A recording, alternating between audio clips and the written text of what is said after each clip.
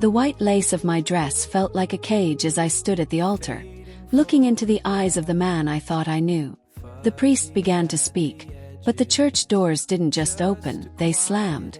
My granny, who hadn't walked without help in years, was standing there, breathless and trembling. She didn't say, "Congratulations." She didn't even look at the guests. She grabbed my wrist with a cold, iron grip and whispered 7 words that turned my wedding day into a crime scene. "If you say I do, you won't live to see tomorrow." I remember thinking, this is what perfect feels like. The sunlight slipped through the curtains in soft gold lines, touching everything like it was blessing the day. My wedding dress hung near the window, glowing. Untouched, waiting. I stood in front of the mirror, fingers trembling slightly as I adjusted my veil.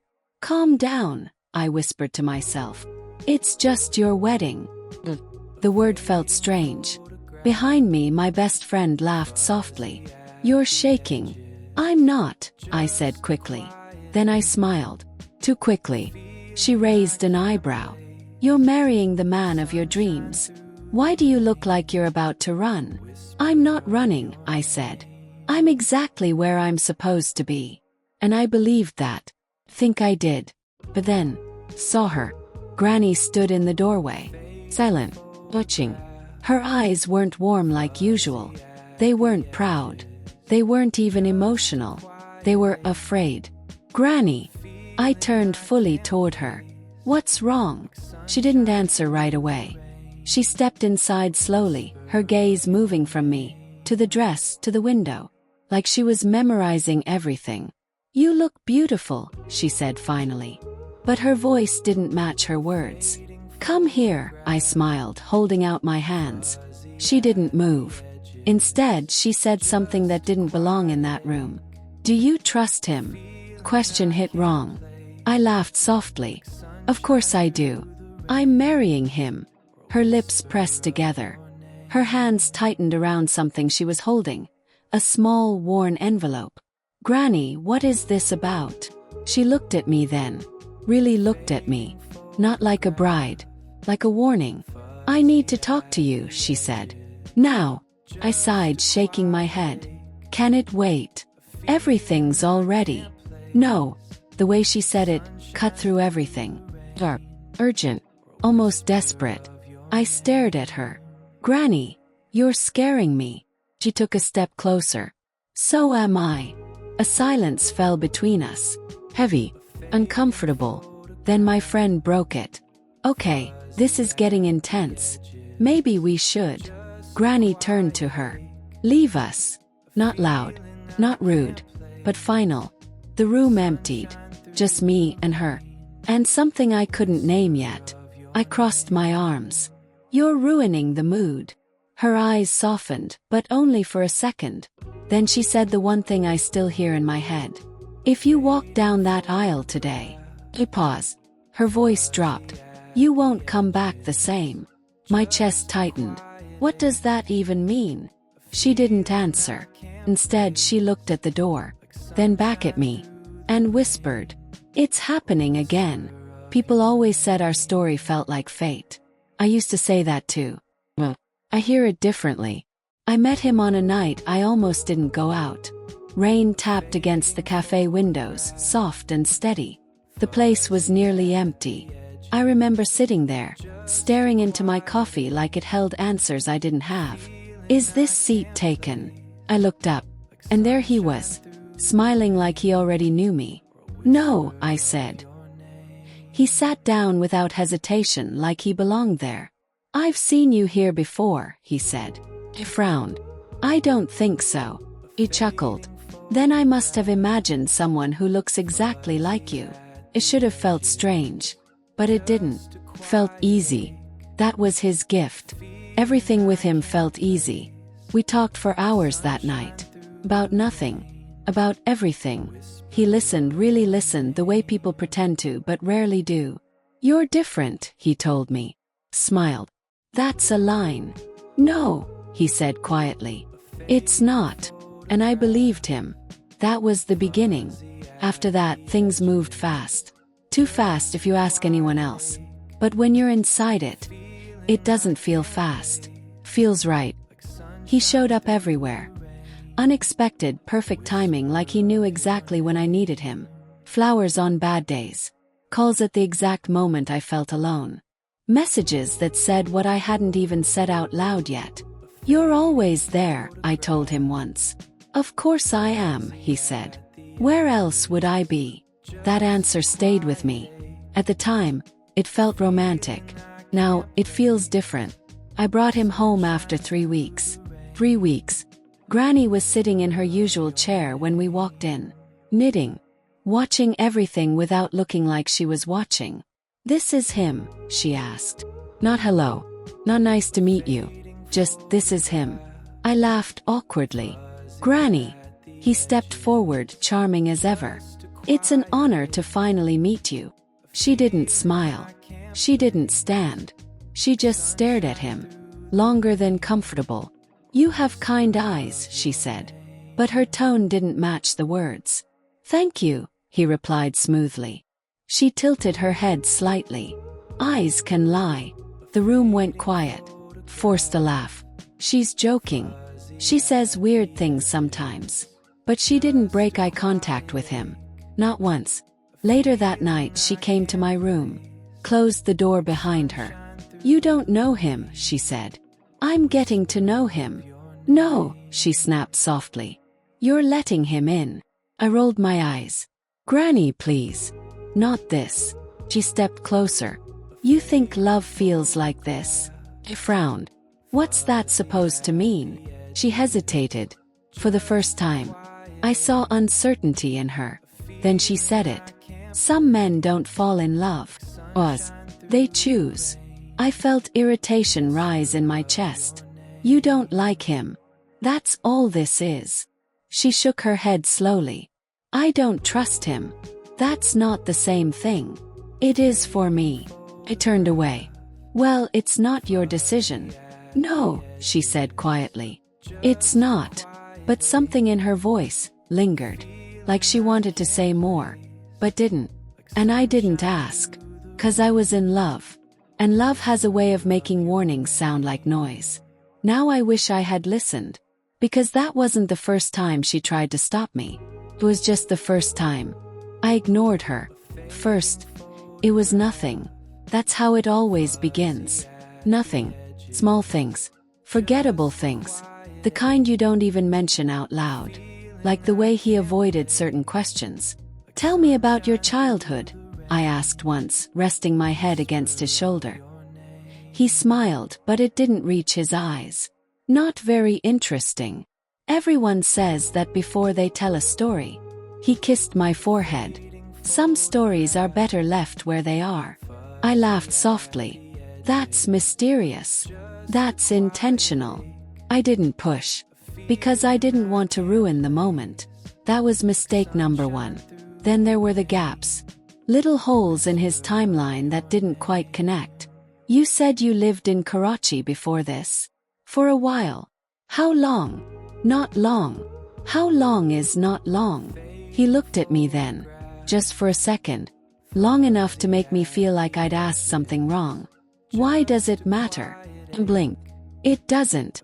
I was just asking." He softened instantly. Too instantly. "Hey!" He pulled me closer.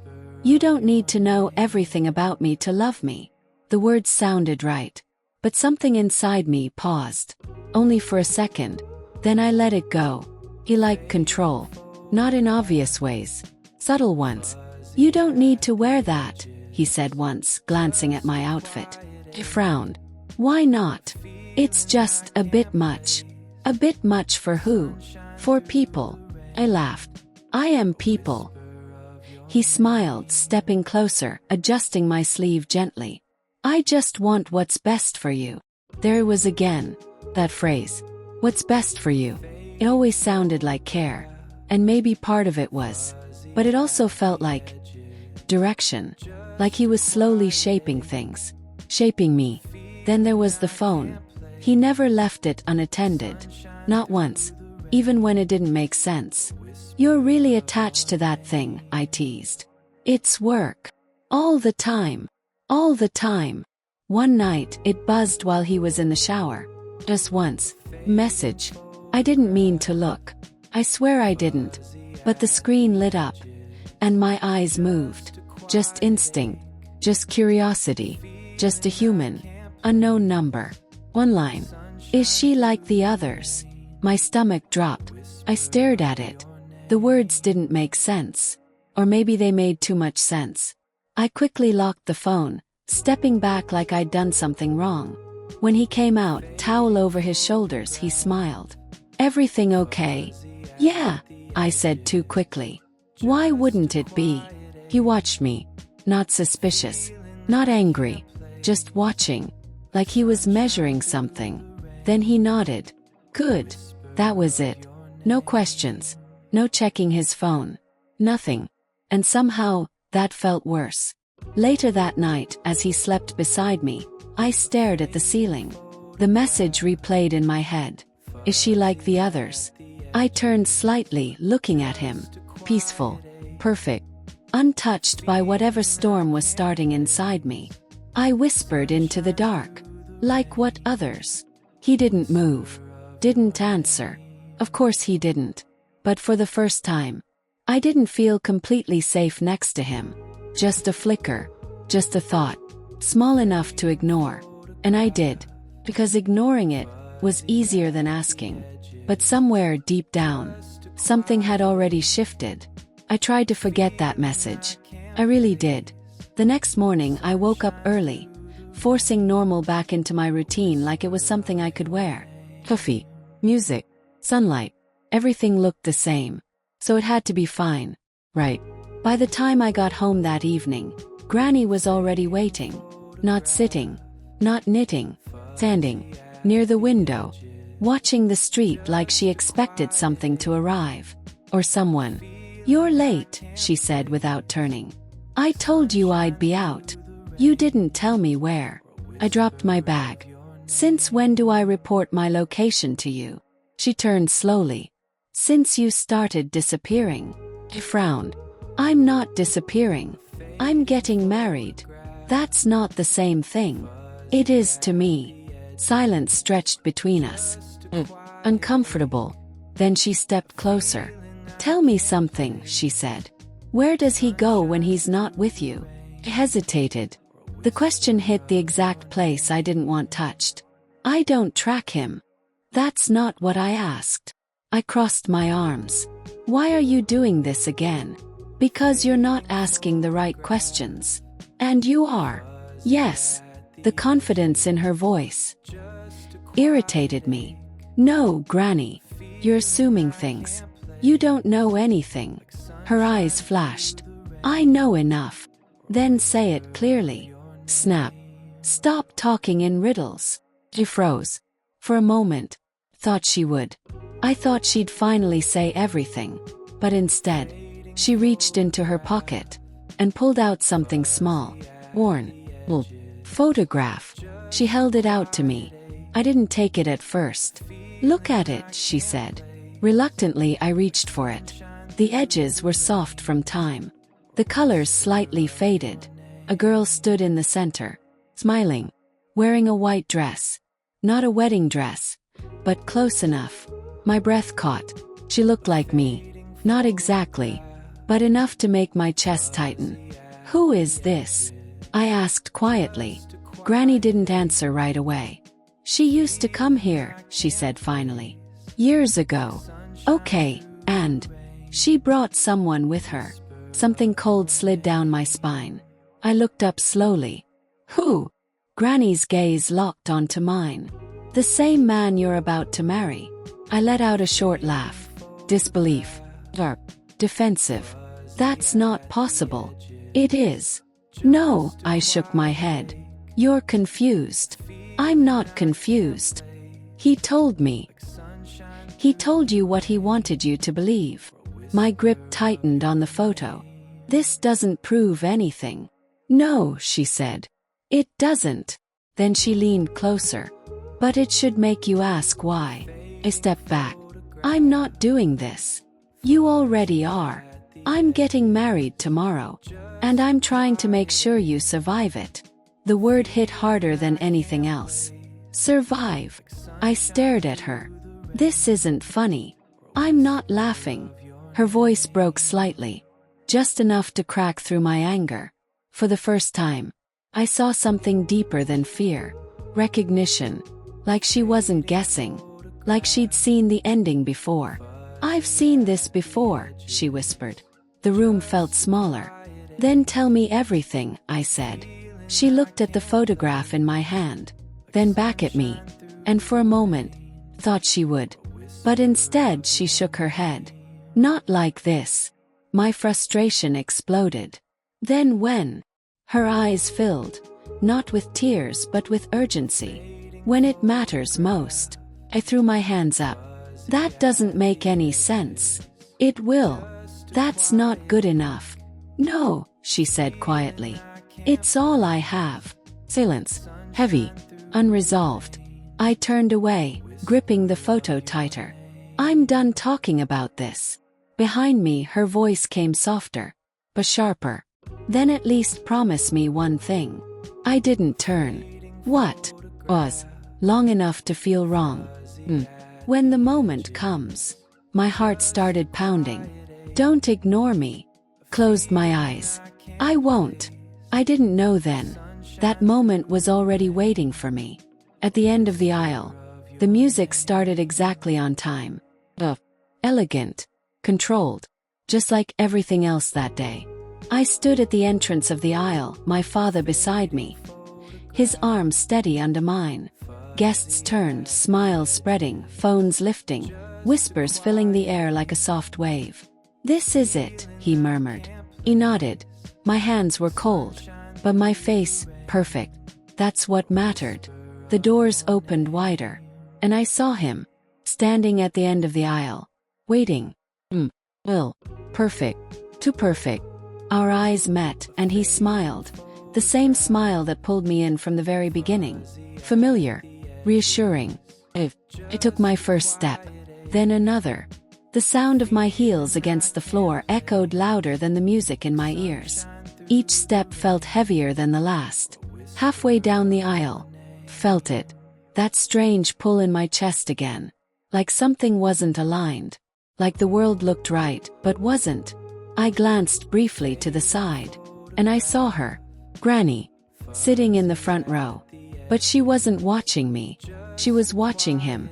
Her eyes locked on him like she was waiting for something. Or recognizing something. My stomach tightened. I looked back at him. Still smiling. Still perfect. Still waiting. Another step. Then another. The music swelled. The guests leaned forward. Everything was building toward that one moment. That final step. And then, stop.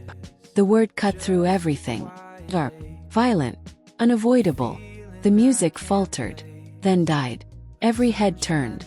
My body froze. I didn't need to look. Already knew. But I did anyway. Granny was standing. Her hands slightly raised. Her breathing uneven. No, she said again, louder this time. This wedding cannot happen. A ripple moved through the crowd. Confusion. Murmurs. Mom, sit down, my father whispered harshly.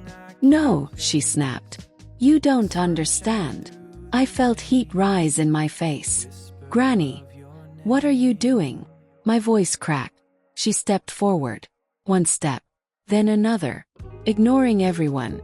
Ignoring everything. Until all that existed was her and me. You can't marry him, she said. The room went silent. Not quiet. Silent. Like the air itself had stopped. I swallowed hard. This is not the time.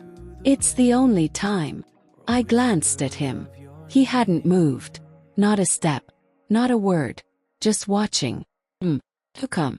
It's okay, he said gently, finally stepping forward. She's overwhelmed. Weddings can do that. His voice smooth, controlled, convincing. He looked at me, softening.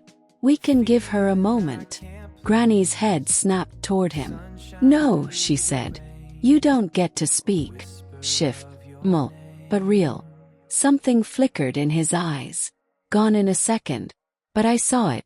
"I'm just trying to help," he replied. "You've done enough." Gasps echoed around us. I felt my chest tightening. "Stop," I whispered. "Both of you." I turned to her. "You're embarrassing me." Her expression broke slightly. "I'm trying to save you." "I don't need saving." "You don't know that." "I do." "No," she said, stepping closer, her voice dropping. "You don't." The words hit harder than they should have. Because somewhere deep inside, a part of me wasn't sure anymore. I shook my head, forcing it away. "This ends now," I said. "Either you sit down, or you leave." The ultimatum hung in the air. Heavy. Final. She looked at me. Not angry. Not defeated. Just certain. Then she said quietly, "I won't let you make the same mistake." My breath caught. What mistake? She stepped even closer. Close enough that no one else could hear. Then she whispered, "I know what he is." My heart slammed against my ribs. "What are you talking about?" Her hand tightened around mine. Cold. Firm. "Come with me," she said. "Now." I hesitated. Behind me, the entire world was watching. In front of me, she was begging. And somewhere in between, something inside me cracked. I looked at him one last time. Still calm. Still composed. Still waiting. "Trust me," he said softly. And for the first time, that didn't feel safe. I pulled my hand away from his direction and held on to hers. 5 minutes, I said. His smile didn't fade, but his eyes did. "Of course," he replied. Too easily. Far too easily. As Granny led me away from the aisle, felt it. Clearer now. Stronger. Something was very, very wrong. The hallway felt colder than it should have. Or maybe it was just me. Granny didn't slow down. Her grip on my wrist was tighter than I'd ever felt before. Urgent, almost desperate. "Granny, you're hurting me," I said, trying to pull back. She didn't let go. "Good," she muttered. "Then you'll remember this moment." "What is wrong with you?" My voice shook now. "You just stopped my wedding." "I stopped your funeral." The words hit like a slap. Froze. She finally turned to face me. Close. I could see it clearly now. This wasn't confusion. This wasn't age. This was certainty. "You don't understand what you're walking into," she said. "Then make me understand." Snap. "Stop speaking like everything is a secret." Her breathing was uneven. Like she had been carrying this for too long. "I needed proof," she said. "What proof?" She reached into her blouse again and pulled out that same worn envelope. The one from earlier. Her hands trembled as she opened it. "Look carefully," she said. She handed me a photograph. Different from the first. Newer. Clearer. My fingers tightened as I took it. Woman. Standing beside him. Smiling. Wearing a ring. My chest tightened. "Who is she?" Granny didn't answer immediately. "She was engaged to him," she said finally. The hallway seemed to tilt slightly. "That doesn't, people have pasts." "She disappeared." Silence. I swallowed hard. "What do you mean, disappeared?" "I mean no one saw her again." My pulse started racing. "That's not, people break up, they move." "She didn't move." Granny stepped closer. "They looked for her." They never found her." My grip on the photo loosened slightly. "That doesn't prove anything," I said, but my voice was weaker now. "It proves a pattern." No, it doesn't. This could be anyone. This could be." She pulled out another photo. Then another. Each one. A different woman. Each one with him. Each one smiling. Each one wearing a ring. My stomach twisted. "What is this?" I whispered. Her voice dropped. "They all looked like you." I felt something inside me drop. Yes. Heavy. Unstoppable. "That's not possible." "It is." "No," I shook my head. "No, this is insane. You're connecting things that aren't connected. Then why does he have no past you can verify?" I opened my mouth and stopped. "Why does he avoid questions?" My chest tightened. Why does he always show up exactly when you need him? I stepped back. Stop. Why did that message come to his phone? My heart skipped. My eyes snapped to hers. She saw it. She knew. You saw something, she said quietly. I didn't answer. You didn't tell me. I didn't want to believe it, I whispered. Silence. Heavy. Then she nodded slowly. Good, she said. That means you're still thinking. I looked down at the photos again. Faces, mouth, rings, all leading to the same man, standing at the end of the aisle, waiting for me. This doesn't make sense, I said, my voice barely steady. Why me?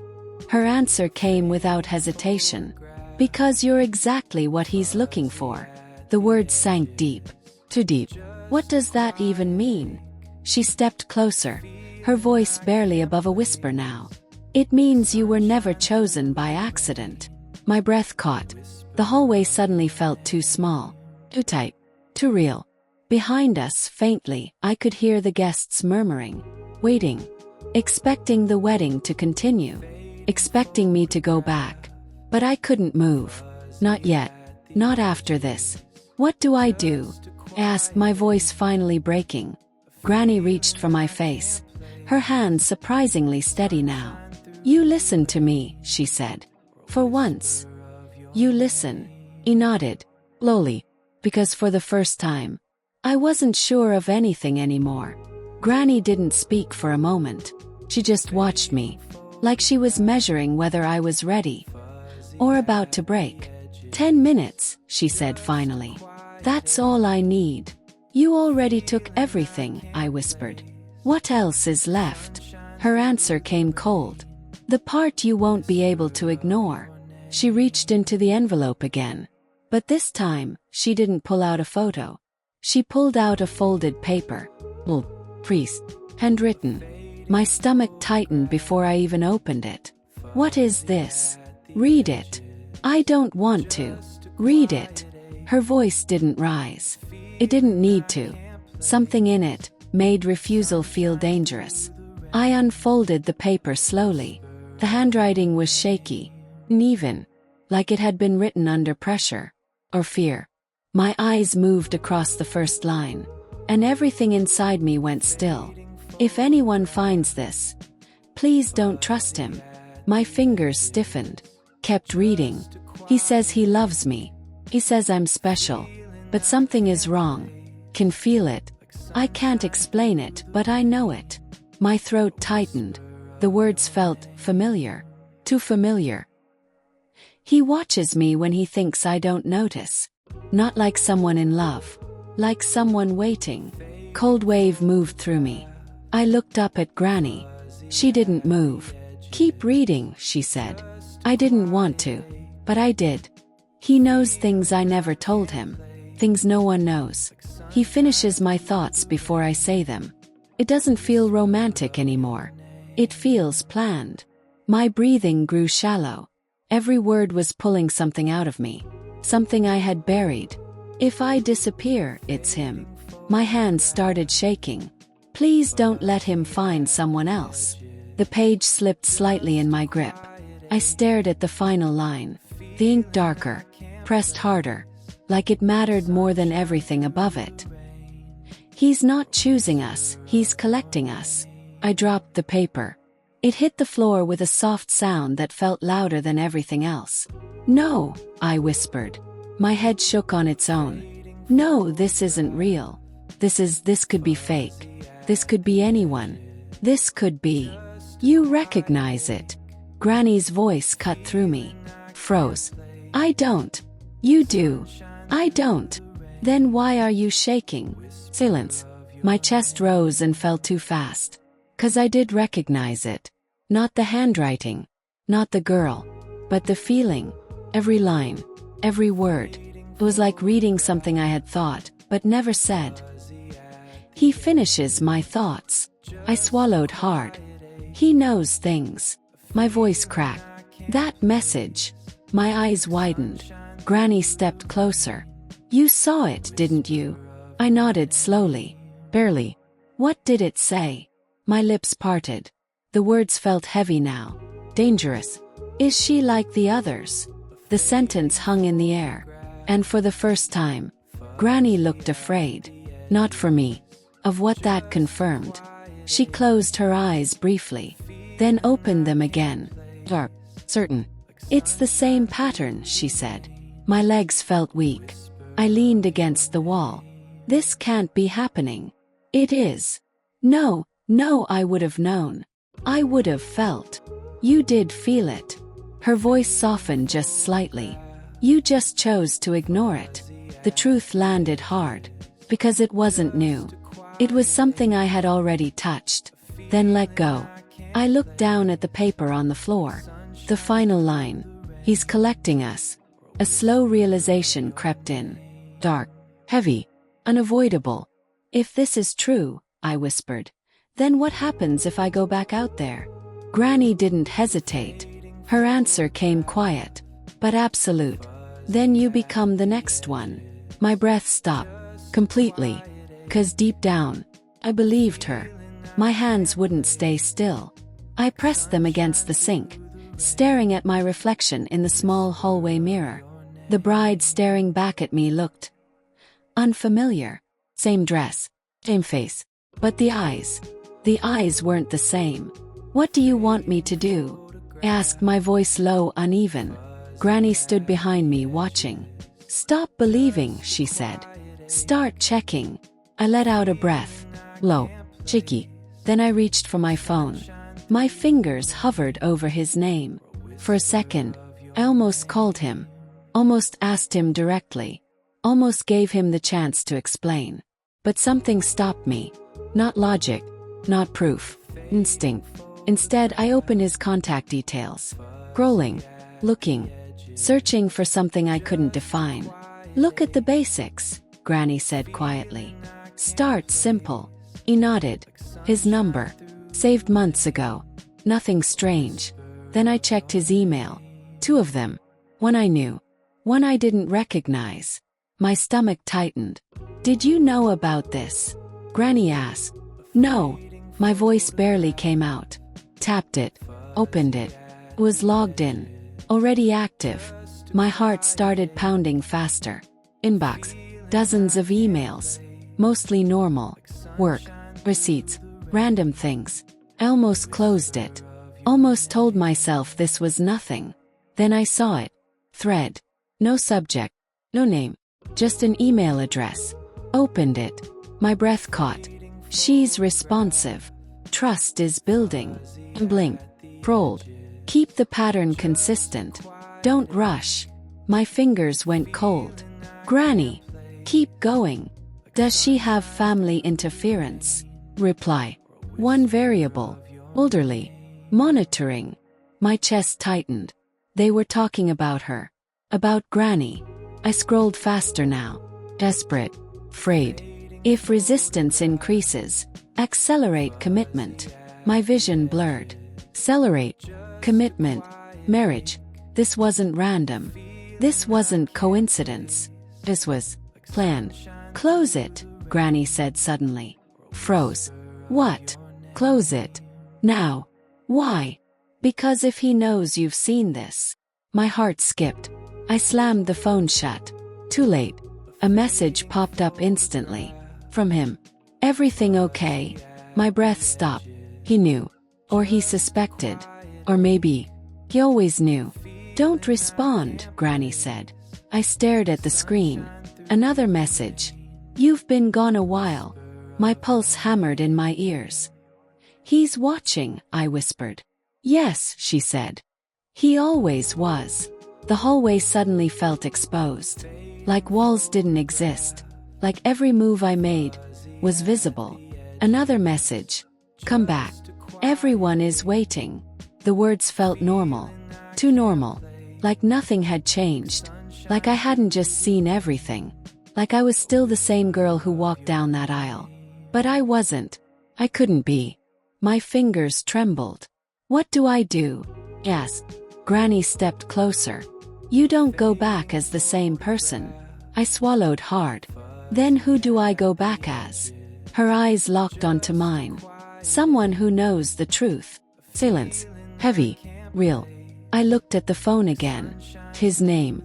The man I thought I loved. And for the first time, I didn't see safety. I saw strategy. I saw control. I saw something waiting. Another message appeared. Don't make this difficult. My heart dropped. That wasn't concern. That wasn't love. That was pressure. Low, subtle, but unmistakable. I looked up at Granny. He knows something's wrong. She nodded. Good. Good. Yes, she said firmly. Because now he'll show you who he really is. My chest tightened. I don't think I'm ready for that. Her voice softened. You don't get to choose that anymore. I looked down at the screen one last time. At the life waiting for me outside that hallway. At the man standing at the end of it. And I realized, this wasn't about a wedding anymore. This was about getting out. Before it was too late. The music hadn't restarted. That was the first thing I noticed. Just silence. Heavy. Expectant. Watching. Every step I took back toward the aisle felt different now. Like I was walking into something I finally understood. But couldn't escape. Stay close, Granny murmured behind me. He nodded. Not because I needed protection. Because I needed reminding. I wasn't alone. Not anymore. As I stepped into view, the whispers started again. Judging. Curious. But I didn't hear them the same way. My focus locked onto him. Still standing exactly where I left him. Same posture. Same calm expression. But now, he saw it. Not patience. Control. He smiled when he saw me. Gentle. Measured. Everything okay? He asked. The same words. But now they sounded rehearsed. I stopped a few steps away from him. Not close enough to touch. Not close enough to fall back into it. I just needed a moment, I said. My voice was steady. That surprised me. He nodded slowly. Of course. These things can be overwhelming. His eyes flicked briefly past me. To Granny. Then back to me. Calculation. Quick. Sharp. Are we ready? He asked softly. The word felt wrong now. I didn't answer immediately. Instead, I tilted my head slightly. Studying him. Really studying him. For the first time. You said you lived in Karachi, I said quietly. A ripple moved through the guests. This wasn't part of the script. His smile didn't break. Yes. For how long? Was. But real. Why does that matter right now? Just answer me. His eyes held mine. Searching. Adjusting. About a year, he said. I nodded slowly. A year, I repeated. Then I took a step closer. Which part? Another pause. Longer this time. Why are we doing this here? He asked gently. We can talk about anything later. No, I said. My voice sharpened. We talk now. The room shifted. Tension tightening like a wire. His smile thinned slightly. Not gone. Just reduced. I don't like this, he said quietly. I know. Silence. Then I asked. Who are they? His expression didn't change. Who? The others. There it was. Cracked. Tinny. But unmistakable. What are you talking about? He asked. I held his gaze. Didn't blink. Don't do that, I said. Don't pretend. I'm not pretending. Yes, you are. His jaw tightened. Just slightly. Enough. I took another step forward. Close enough now to see the details. The micro-expressions. The control. The emails, I said quietly. That did it. Not loudly. Not dramatically. But something shifted. Cold. Fast. His eyes darkened. Not with anger. With awareness. He knew. He knew I knew. The silence between us stretched. Heavy. Dangerous. Then he exhaled slowly. And smiled again. But this time, it wasn't warm. You shouldn't have looked, he said. The words landed like ice. My chest tightened. You shouldn't have lied.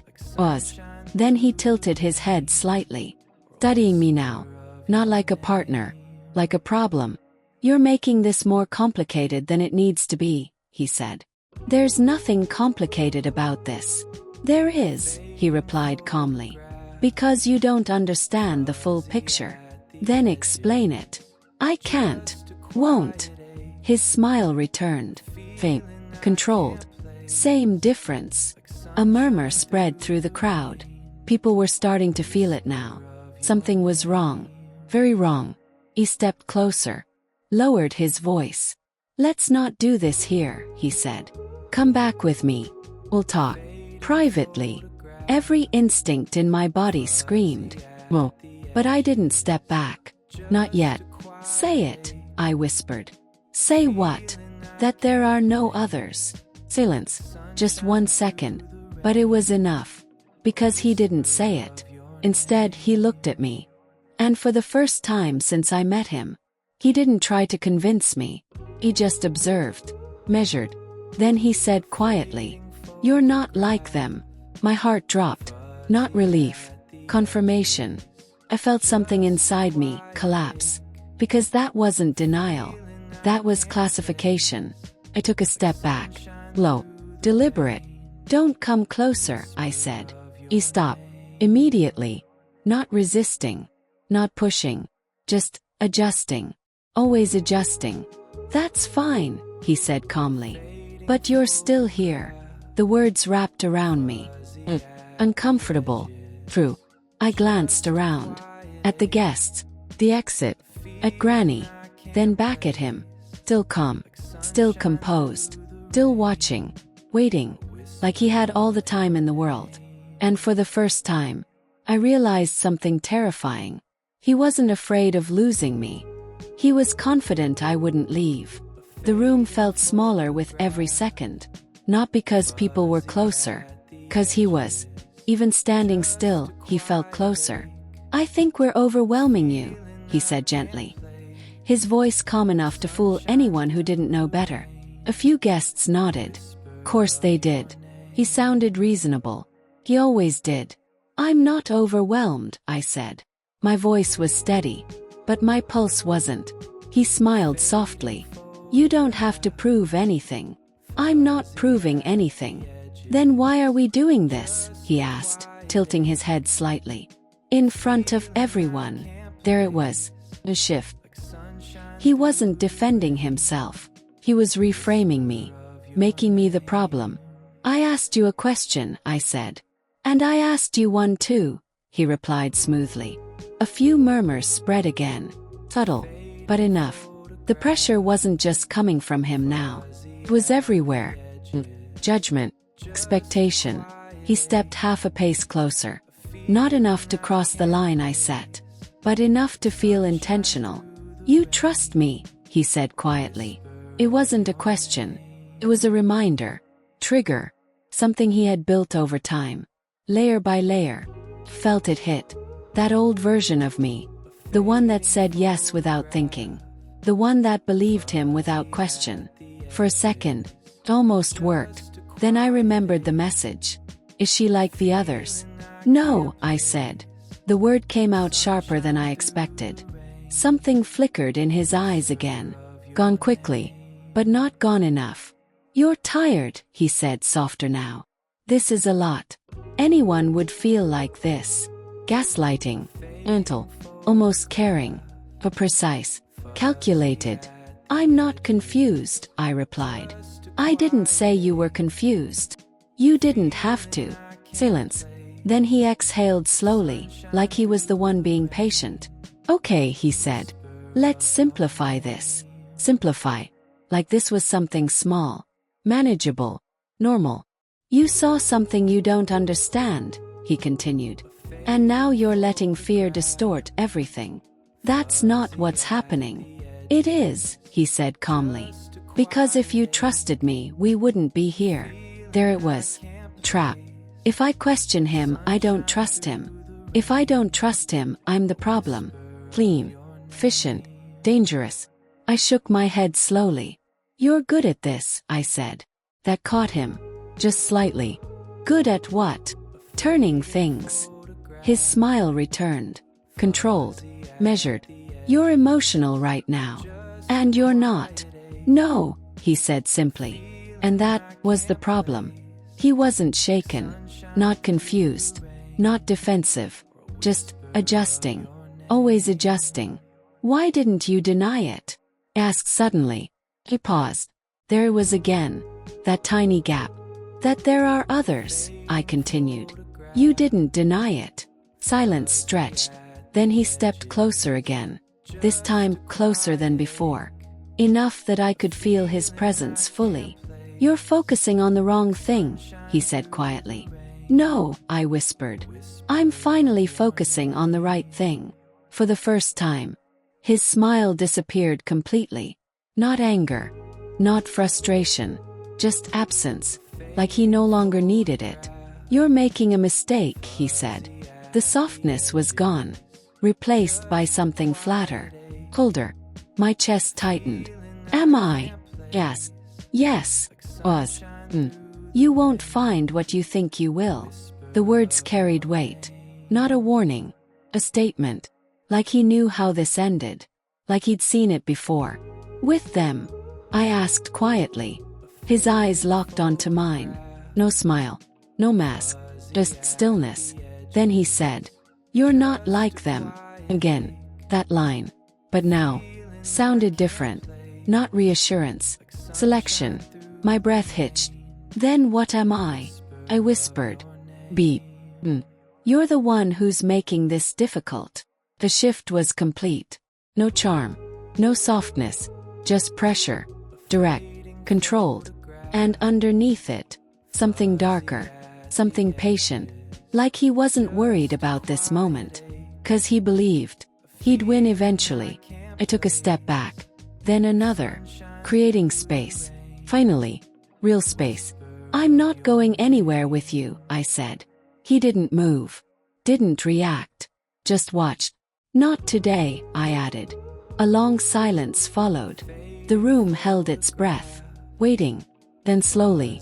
He nodded. Once. Okay. Too easy. Again. Too easy. But this time.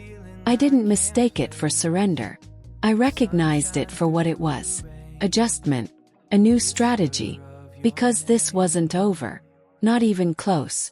I didn't go back to him. Not even when the silence stretched too long. Not even when the guests started shifting, whispering louder, trying to understand what they were watching. I turned away. Fully. Deliberately. And walked back toward Granny. Each step felt heavier. Not because I was unsure. 'Cause I already knew. I just didn't know how much. She was waiting exactly where I left her. Well, focused, certain. You see it now, she said quietly. He nodded. Low. Not everything, I replied. But enough to know this isn't normal. No, she said. It never was. I swallowed. Then tell me the rest. She looked past me briefly. Toward him. Still standing there. Still watching. Then back at me. And this time. She didn't hesitate. Her name was Aisha, she said. The name landed softly. But it stayed. She came here years ago. Not exactly like you. But close enough that it made me uncomfortable. My chest tightened. Close how? She had your face when she smiled, Granny said. And your silence when something felt wrong. I looked down briefly. That hit deeper than I expected. She was engaged to him, Granny continued. Same story. Same speed. Same intensity. Pattern. Clear now. Unavoidable. He moved fast with her too. Yes. Faster, she said. Why didn't anyone stop it? I tried. That answer came instantly. I told her something wasn't right. What did she say? Granny's expression shifted slightly. She said I was jealous. A sharp pain hit my chest. 'Cause I had said something similar. Not those exact words. But close enough. She trusted him, Granny added. Of course she did, I whispered. So did I. Granny stepped closer. But she didn't question him. I looked up. And I did. Yes. Was. That's why you're still standing here. The weight of that settled slowly. If I hadn't, I started. You would have married him. And then, Granny's eyes darkened. Then you would have disappeared. Silence. Cold. Heavy. What happened to her? Yes. She vanished 2 days before the wedding. My breath caught. Before. Yes. Not after. No. That changed everything. Then why? I stopped. Because the answer was already forming. He doesn't always wait, I said slowly. Granny nodded. He adjusts. The word hit harder now. 'Cause I had seen it, felt it, watched him do it in real time. What did people think happened? Yes. They searched, she said. For weeks. 4 months. And nothing. No closure. No answers. Just gone. My stomach twisted.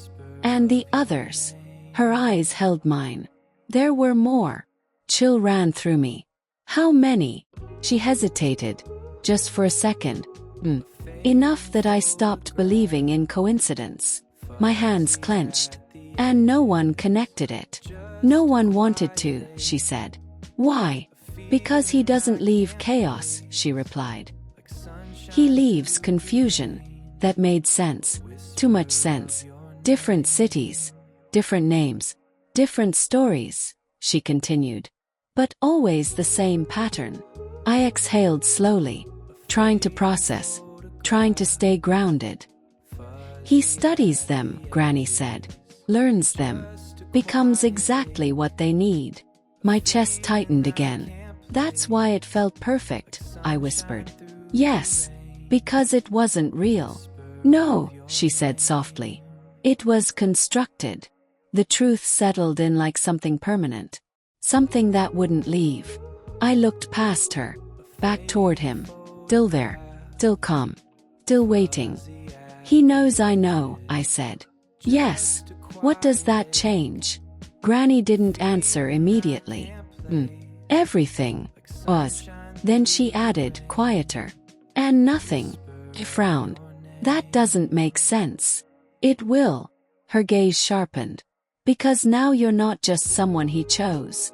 My heart started pounding again. You're someone who broke the pattern. Felt it. A shift. That danger. What does that make me? Yes.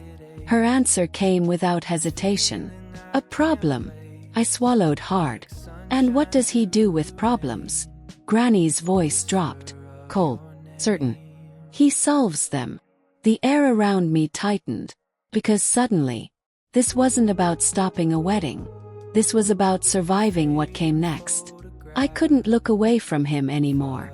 Not after that. Not after knowing. He stood exactly where I left him. Hands relaxed, posture calm, expression unreadable. Like nothing had changed. Like everything was still under control. And maybe, in his mind it was. What does he actually want? I asked quietly. Granny didn't answer immediately. That scared me more than anything she had said so far. Granny. She exhaled slowly. He doesn't just take them, she said. He replaces them. My stomach dropped. What does that mean? It means they don't disappear the way people think. I frowned, trying to understand. They become something else, she continued. Or someone else. That doesn't make any sense. It doesn't have to, she said. It just has to work. I shook my head. No, you're saying things without explaining them. Because explanation won't make it easier. I don't need easy, I need clear. She looked at me then. Really looked. And I saw it. The part she had been holding back. The part she didn't want to say out loud. He studies identity, she said slowly. Patterns. Behavior. Access. My chest tightened. He builds trust until he can move freely inside their lives. Inside. Not around. Inside. What are you saying? I whispered. I'm saying by the time they're gone, she paused. He already knows how to be them. A cold silence filled the space between us. That's insane. It is. That's not possible. It doesn't have to be perfect, she replied. Just convincing enough. My mind raced. Fragments trying to connect.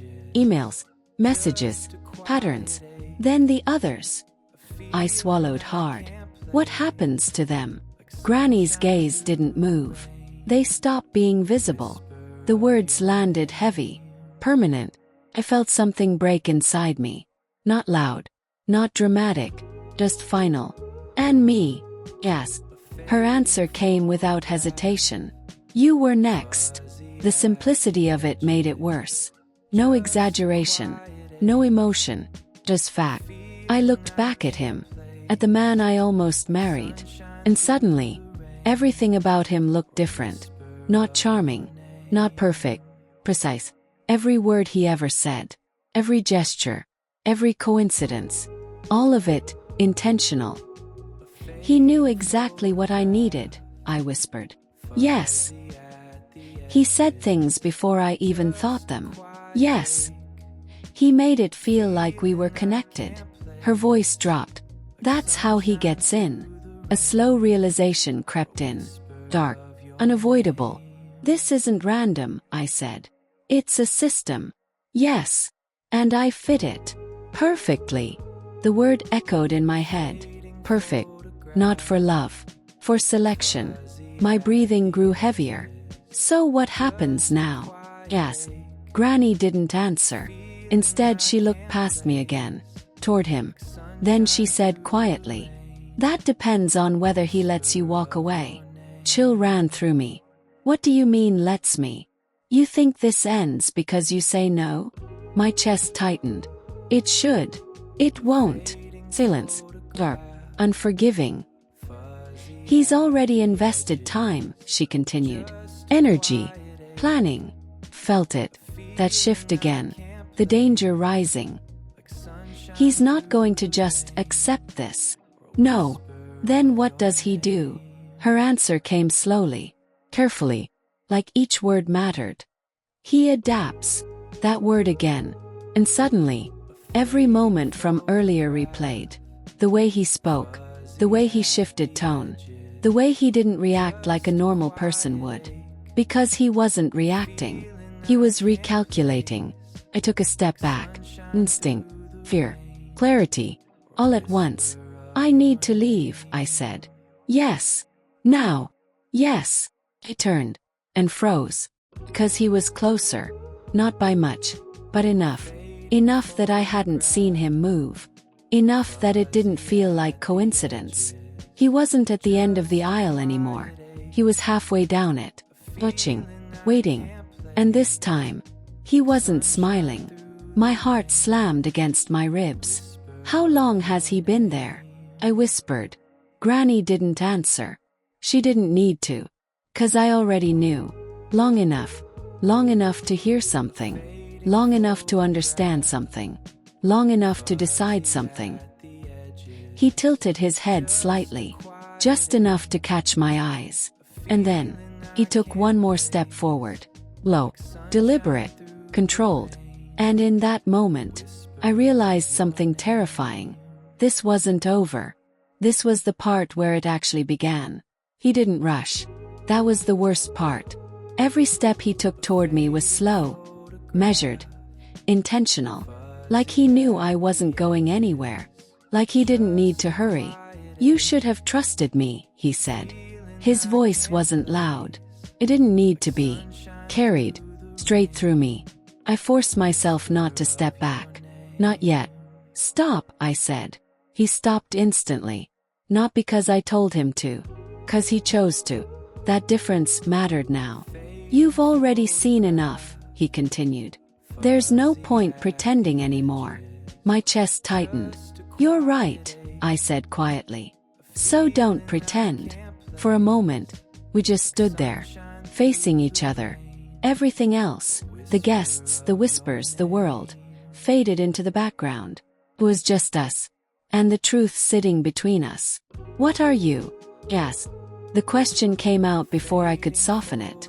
He didn't answer immediately.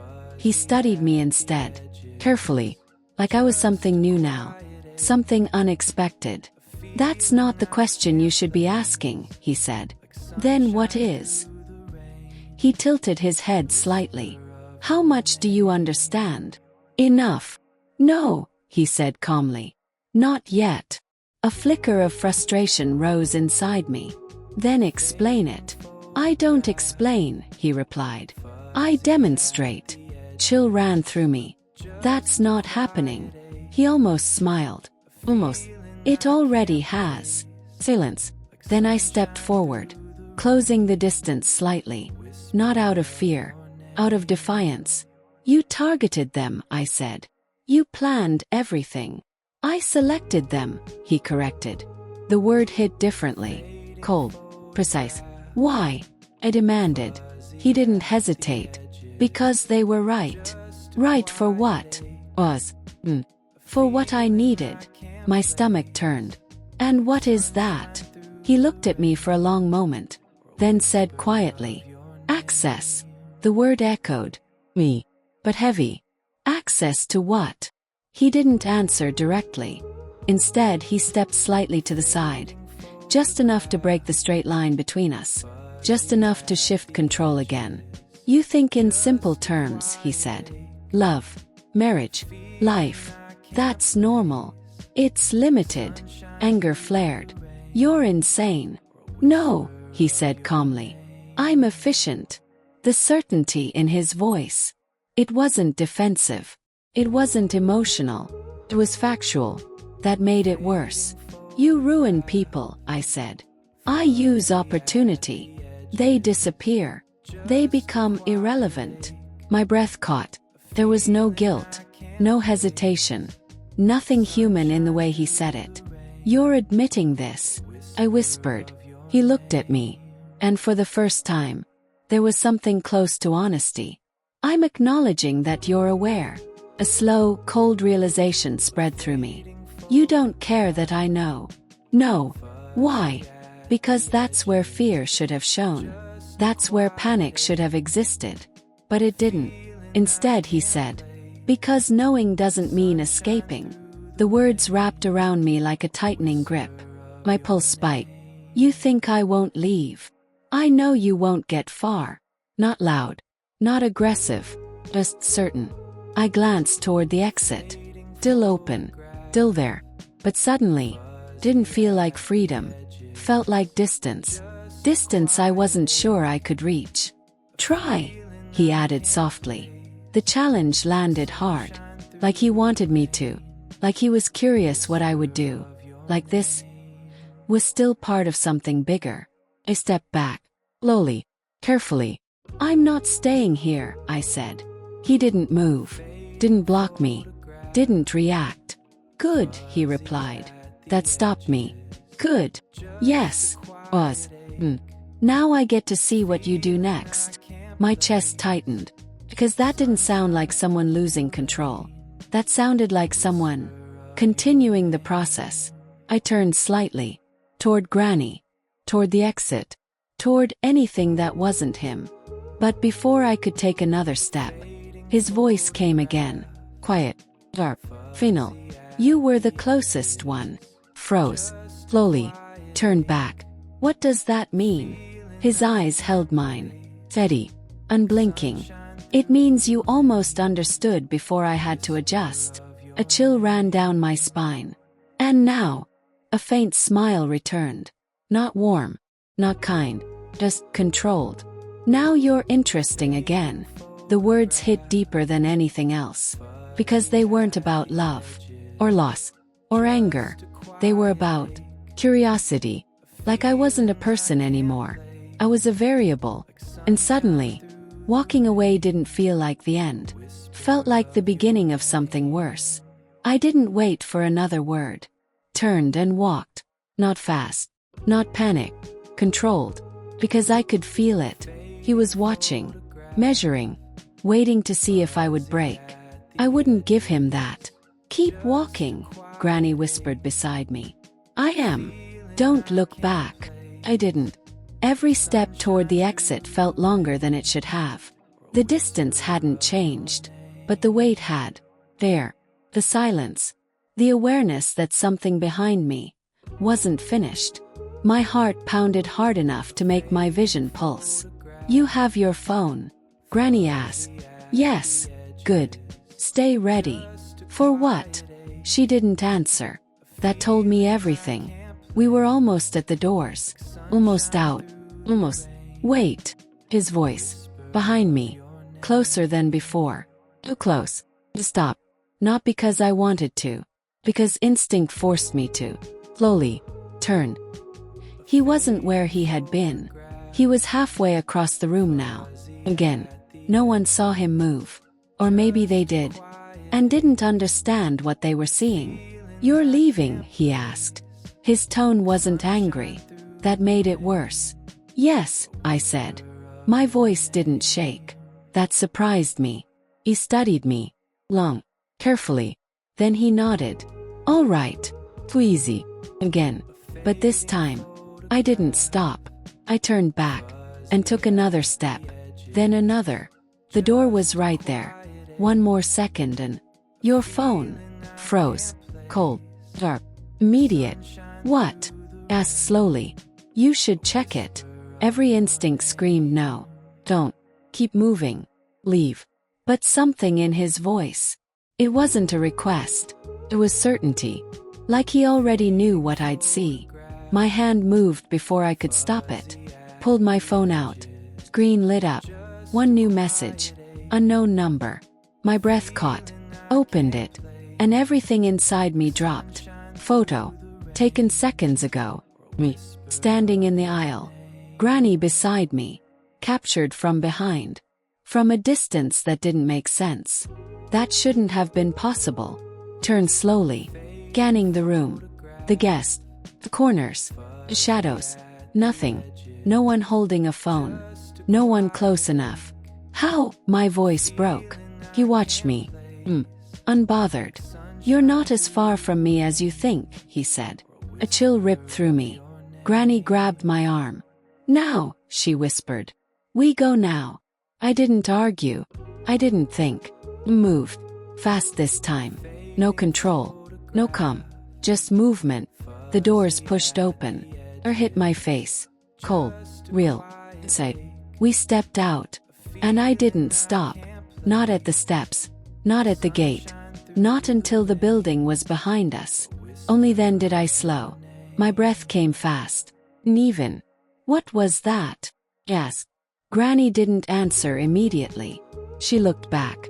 Toward the building. Then at me. "He's showing you something." "What?" Her voice dropped. "That you're still inside his reach." My chest tightened. "That's not possible." "It doesn't have to be physical," she said. That made it worse. Way worse. I looked down at my phone again. The image. The angle. The timing. "This doesn't make sense." "No," she said. "It doesn't." Silence stretched. Another message. Same number. My hand trembled as I opened it. "You were supposed to say yes." My heart slammed.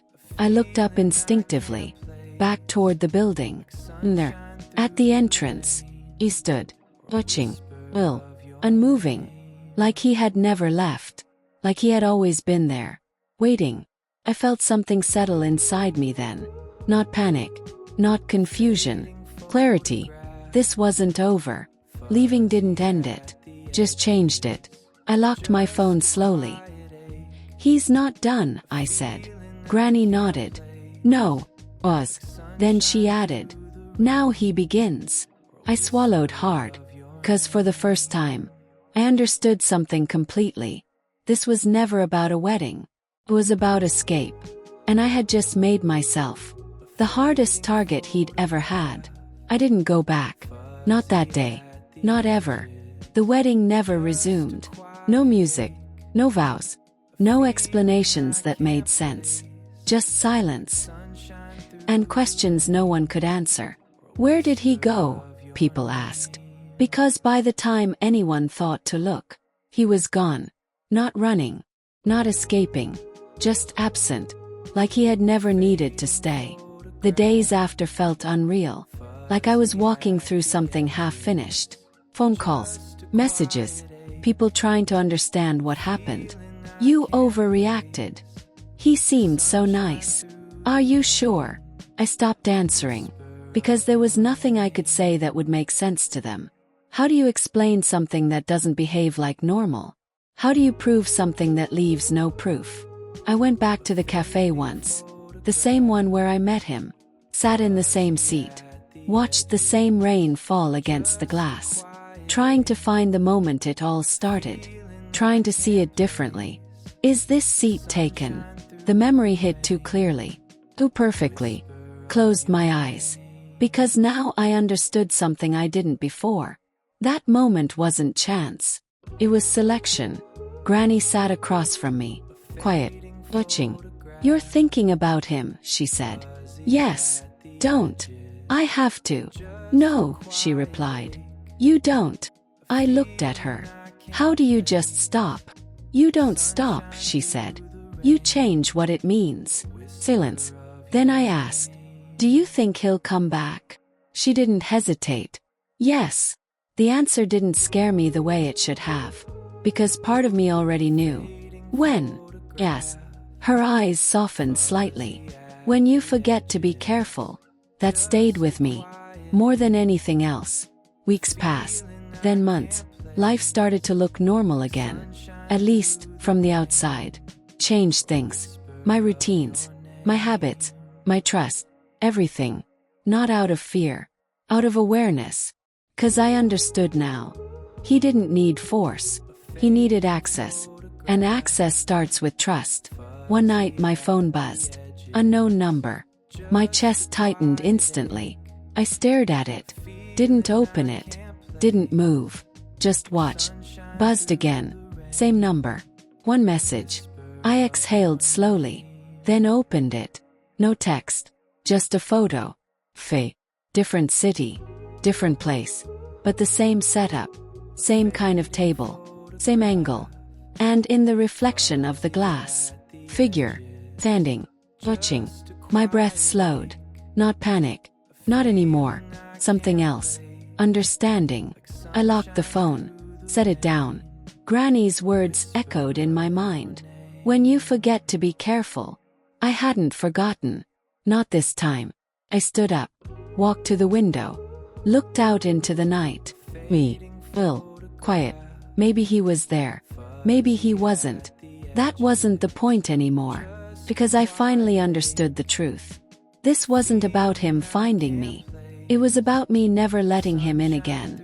Granny's voice came softly from behind me. Are you afraid? I shook my head. No. And for the first time. That was true. Not because he was gone. But because I wasn't the same person he chose. I turned away from the window. Left the phone behind. And walked forward. Not perfect. Not safe. But aware. And that awareness. That was the thing that saved my life. She didn't stop my wedding, she stopped my ending. If this story stayed with you, don't just scroll away from it. Sometimes the quietest moments leave the deepest marks. And I'd really like to know what you felt while watching this. What part made you pause? Or think twice? You can leave that below. And if you want more stories like this, the kind that stay with you a little longer than they should, you already know what to do. Just make sure you don't miss the next one.